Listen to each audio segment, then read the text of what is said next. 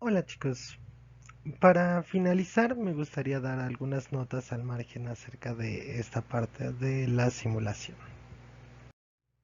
Además de la simulación que vimos, como del estilo que vimos, hay un tipo de simulación como menos matemático que de hecho es bastante útil. Por ejemplo, cuando queremos estudiar el comportamiento de las personas que se enfrentan a una determinada situación en el mundo real. Por ejemplo, ¿cómo reaccionarían los aprendices a pilotos si vuelan y se topan con un montón de aves? ¿Sí? Con una gran barbada de pájaros. Pues puede ser bastante incómodo estudiar una situación como esta en la vida real, ¿no? Podría ser incluso peligroso. En cambio, los pilotos reciben parte de su entrenamiento en un simulador de vuelo. Y este simulador es como una copia exacta de una cabina, pero construida pues, en un lugar en tierra y equipada con algún tipo de pantalla que les permita como reemplazar el parabrisas delantero. Y entonces se puede proyectar una película de los pájaros en esa pantalla y así ver cómo reaccionan los pilotos cuando eso sucede. Otro ejemplo de esta simulación no matemática es, por ejemplo, cuando queremos ver el comportamiento de las personas que viven cerca de los ríos. En este tipo de lugares, pues son áreas que son muy propensas a sufrir una inundación. Cuando sube el río, es frecuente que esas zonas se inunden. Y no solo las personas viven e invierten voluntariamente su dinero en estas áreas que frecuentemente se inundan, sino que a menudo se niegan a comprar seguros contra inundaciones para proteger su patrimonio. Incluso en los casos en los que el precio del seguro se reduce artificialmente a su valor eh, real, sí, mediante esquemas de los gobiernos para apoyarlos.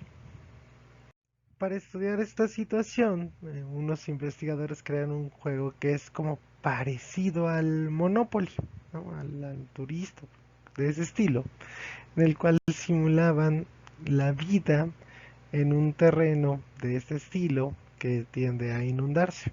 Y entonces los jugadores tenían la oportunidad como de vivir, trabajar, invertir, comprar seguros y cuando los dados se lanzaban de una cierta manera, pues se producía, pues, no sé, por ejemplo, salió un 12 por decir algo, se produce una inundación en el juego, ¿no?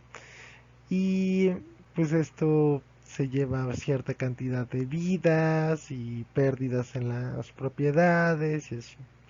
Entonces, al hacer que la gente juegue este juego, los investigadores obtuvieron mucha información sobre las razones por las cuales las personas se comportaban de esa manera y eso les permitió pensar en estrategias como para que puedan vender un seguro de manera adecuada. Y estas ideas habrían sido mucho más difíciles de obtener en la vida real, ¿no? Donde hay que esperar a veces años antes de que ocurra una inundación y por otro lado cuando ocurre pues la gente no quiere ser parte de un estudio de este estilo si fueron afectados. Las simulaciones como las que trabajamos en el modelo de la sala de espera del consultorio médico a menudo se denominan como métodos de Monte Carlo. Y esto es porque es como fácil pensar en ellos en términos de juegos de azar, ¿no? Como una ruleta, como la que aparece aquí, o dados. Y este nombre fue otorgado por John von Neumann, que es uno de los mejores matemáticos del siglo pasado, durante su trabajo en el proyecto Manhattan durante la Segunda Guerra Mundial. Uno de los problemas más difíciles que encontraron en ese proyecto fue el diseño de blindajes y amortiguadores para bombas nucleares.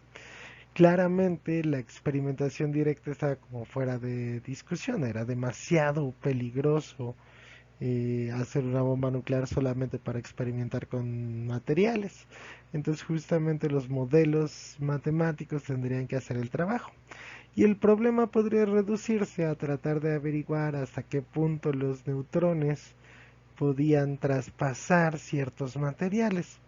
Sin embargo, resultó prácticamente imposible encontrar una fórmula para la probabilidad de que un neutrón viajara una distancia y atravesara el material. Y en este sentido el enfoque analítico pues realmente había fallado. Y entonces cuentan pues la historia, de hecho Daniel McCracken, que es lo publicó en un artículo en Scientific American, dice que estos dos investigadores, von Neumann y Ulam, realmente se les ocurrió que era como someter este problema a una ruleta, como paso a paso, ver si pasaba o no pasaba el, el neutrón. Y justamente las probabilidades de esos como neutrones solitos se iban fusionando en un evento como más robusto o más compuesto que fuera a dar una respuesta aproximada, tal vez no la exacta, pero bastante aproximada y viable a este problema. En la actualidad, estos métodos de Monte Carlo se ocupan para muchas cosas y realmente tienen aplicaciones desde muy teóricas. Por ejemplo, aquí en el GIF que está en pantalla pueden ver una estimación del número pi como el área bajo la curva. Los puntitos aparecen en color verde, ¿sí? Que sería una aplicación como muy teórica de este tipo de métodos.